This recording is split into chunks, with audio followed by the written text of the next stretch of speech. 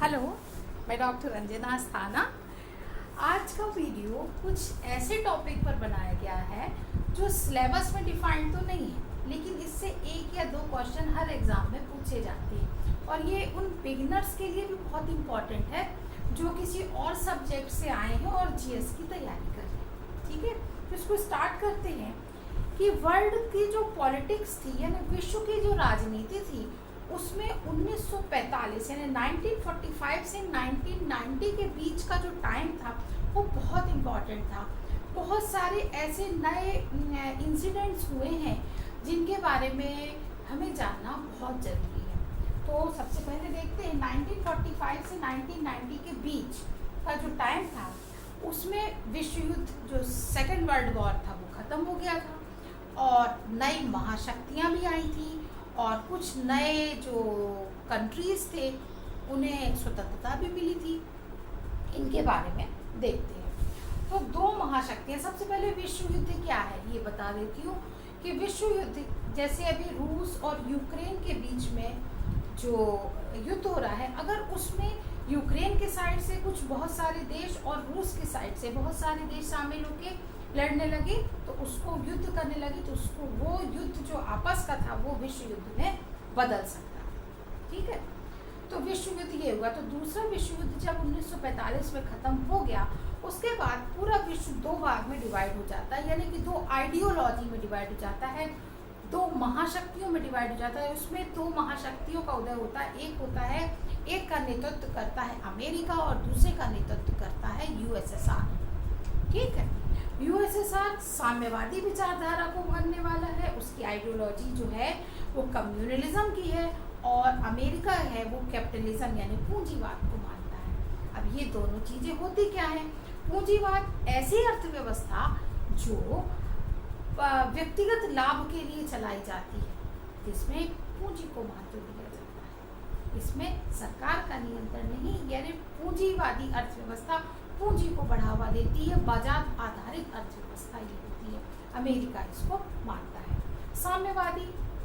साम्यवादी अर्थव्यवस्था में सरकार का नियंत्रण खेत, कारखाने और सभी सेवाओं पर होता है और सरकार अपने देश के नागरिकों से समान व्यवहार करती, नो पर्सनल प्रॉपर्टी। ठीक है, एक लाइन में अगर याद करना हो बस इतना याद रखना, नो पर्सनल प्रॉपर्टी। तो साम्यवाद का नेतृत्व करता था यूएसएसआर।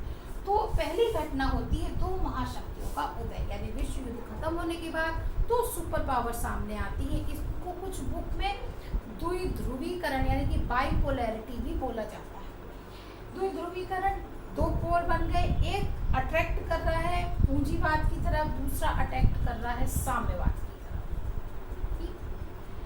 तीसरा महत्वपूर्ण जो इंसिडेंट है वो है तृतीय विश्व के देश। एक था डेवलप्ड कंट्री, एक थे अनडेवलप्ड कंट्री और कुछ थे जो स्वतंत्र हुए थे डेवलपिंग कंट्री।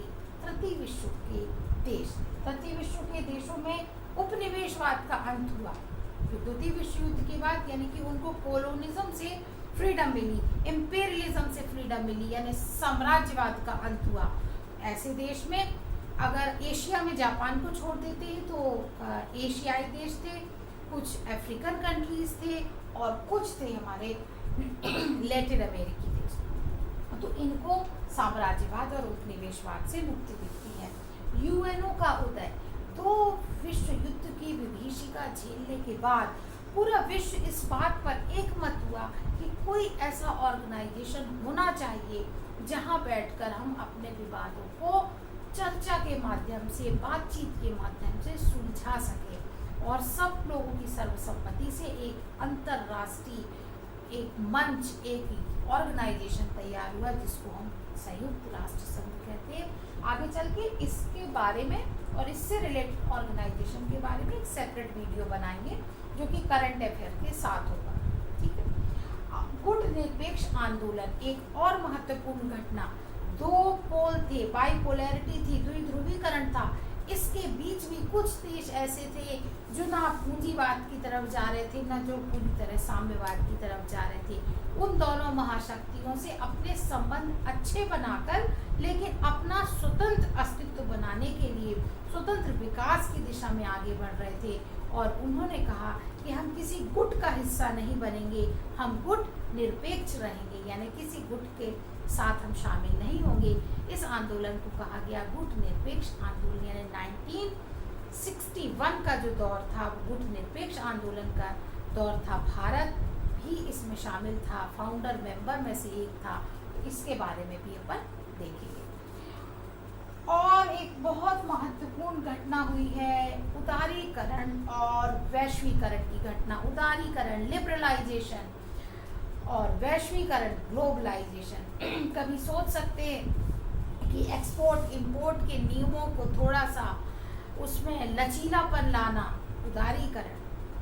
वैश्वीकरण, आज हम यहाँ बैठे बैठे विश्व के किसी भी कंट्री से कुछ भी सामान ले सकते हैं, हम उनका फूड भी खा रहे हैं, उनके फैशन को भी अडॉप्ट कर रहे हैं, हमारी सोच भी चेंज हो गई है, बदलने लगी है, थोड़ा खुला सोच रखने लगे हैं। ये क्या है? Globalisation, exchange, culture exchange. और हम जिस तरीके की अर्थव्यवस्था हम लेकर आए हैं वो उदारीकरण और वैश्वीकरण की अर्थव्यवस्था है। तो ये भी एक महत्वपूर्ण चेंज यहाँ पर देखने को मिलता है। ये बात हुई उन लोगों के लिए जो बुक्स तो लेते हैं, लेकिन बुक्स में एक एक शब्द को क्लियरिटी के साथ अगर नहीं बताया गया है तो वो सिर्फ रट सकते हैं, समझ नहीं पाएंगे। ये उनके लिए था। अब बात आती है कि इनसे इस चीज़ को एग्ज़ाम में किस तरीके से पूछा जाता है।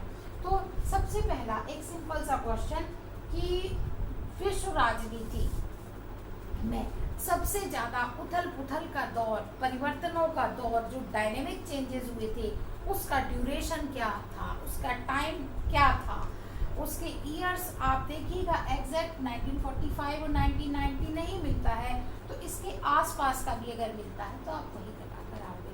ठीक है। दो महाशक्तियाँ कौन सी थी ये बता दिया। द्विध्रुवीकरण क्या है? तो ध्रुवों में विश्व को विभाजित करके अगर हम देखें तो वो विचारधाराओं का ध्रुवीकरण था, वो आपको बता दिया है। कौन सा देश पूंजीवाद का नेतृत्व करता था और कौन सा देश साम्यवाद का, ये भी आपको क्लियर है, अब आप बता सकते हो। और ऐसे कौन से देश थे जो किसी में शामिल नहीं थे, उन्होंने क्या किया, वो गुट निरपेक्ष आंदोलन में शामिल हो गए, वो अलग रह के स्वतंत्र। भारत का इसमें क्या रोल था? तो भारत इसके फाउंडर मेंबर में से था। ये कब बना? 1961 का ड्यूरेशन था वो। और यूएनओ का उदय कब होता है? ये भी आपने देखा कि इसी ड्यूरेशन में यूएनओ भी बनता है। और उदारीकरण वैश्वीकरण का प्रारंभ कब होता है? 90 के दशक से इसकी शुरुआत हो जाती है। तो ये टाइम अगर एग्जैक्ट नहीं मिलता है, इसके आसपास का टाइम भी मिलता है। कई बार ऐसा होता है एग्जाम में कि एग्जैक्ट नहीं देती, उससे ये समझ में आता कि आपने कितना अच्छे से पढ़ा है, कि कोई घटना इधर है, कुछ इधर है, तो ये उसके आसपास का टाइम है। इसको आप देखिए और अपनी बुक से एक बार फिर से पढ़ के देखिए, और उम्मीद है आपको समझ में आया होगा, क्योंकि एक एक शब्द को क्लैरिफाई करने की कोशिश की है। वीडियो को लाइक करें, सब्सक्राइब करें और कमेंट बॉक्स में जाके कमेंट्स करें। आपको किसी पर्टिकुलर टॉपिक पर चाहिए वीडियो जो जीएस से रिलेटेड है या पॉलिटिकल साइंस से रिलेटेड है, तो आप मुझे मैसेज कर सकते हैं। आपकी जो जिज्ञासा है उसको शांत करने की कोशिश की जाएगी। Okay, thank you, bye bye.